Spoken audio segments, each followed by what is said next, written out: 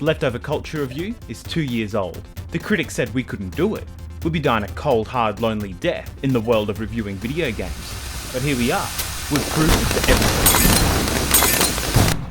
How do you celebrate 2 years of web presence? How about going back to a game that totally defines us?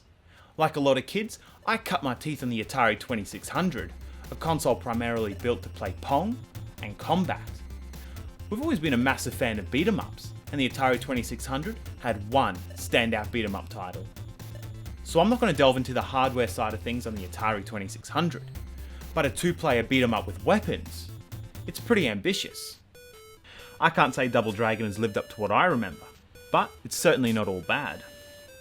As far as the story goes, the front of the box really just sums it all up. She's hot, and she's been kidnapped, probably while your main men were getting their photo taken. That's Billy and Jimmy, and they're brothers. You can probably see the family resemblance in the sort of chest area.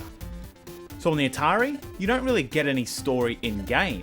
If you miss it here on the front of the box or in the manual, you're pretty much just going to be fighting without a cause. And the fighting isn't easy. Stepping out onto the street shouldn't be taken lightly, because those thugs out there, they will beat you senseless. So if my paranoid grandmother made a game about going down to the train station at 2 AM on a Saturday morning, this is how brutal it would be. But, just like knitting a jumper, there's a pattern to winning at here. Certain thugs have weaknesses, like these lady thugs. They hate getting kicked in the head. And these regular dudes just try and hang a bit lower and kick them. Lastly, if you need to take someone down quickly, it's time to pull out the elbow smash. They're a bit harder to pull off. And you need to put yourself in a really tough spot, let them get really close, and then crack the joystick diagonally and hit. In a lot of ways, this game is a total fish out of water, unique and shunned on the Atari 2600. So how many games on the Atari really compete with their ports on the NES and the Master System? Not many. It was such a different time. Technology came a really long way between the 70s and the 90s.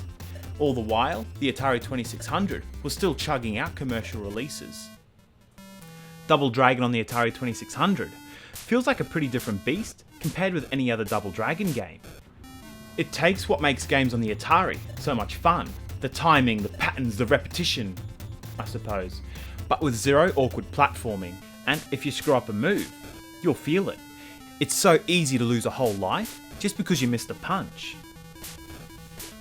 So that's the other Atari element you have to deal with here. The brutality. Like so many other games on the system, it is totally unforgiving. You've got 3 lives with no chance of gaining any extras. And you've got to get really close to connect with any of your moves.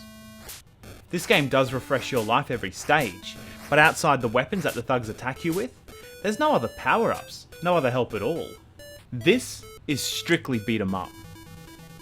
So it takes a real hard amount of work to make any progress in this game, and that timer, it just keeps counting down. I didn't even notice it in the first few stages, but by the time I got to the last stage, I had to develop more efficient fighting techniques, knocking my enemies down and keeping them down quicker. Before you hit the tarmac, one piece of advice: check your gear. A lot of the moves require quick, precise actions. You've got to make sure your piece can handle that.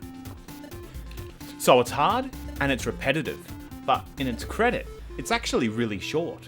5 stages. Each one is going to test you. This guy on the back of the box, he's your last target. Take him out and you get the chick, providing you're a nice person and she wants to go back out with you. This bad guy's got a gun though, and that did kind of surprise me. By the last stage, you get the feeling that you've seen it all. So I've actually played a lot of Double Dragon because I'm just really hard, and I'm actually pretty impressed with this version, if for nothing else than the 2-player modes. Versus mode is really interesting, and co-op, it's pretty ambitious. Alright, wrap, cut, done.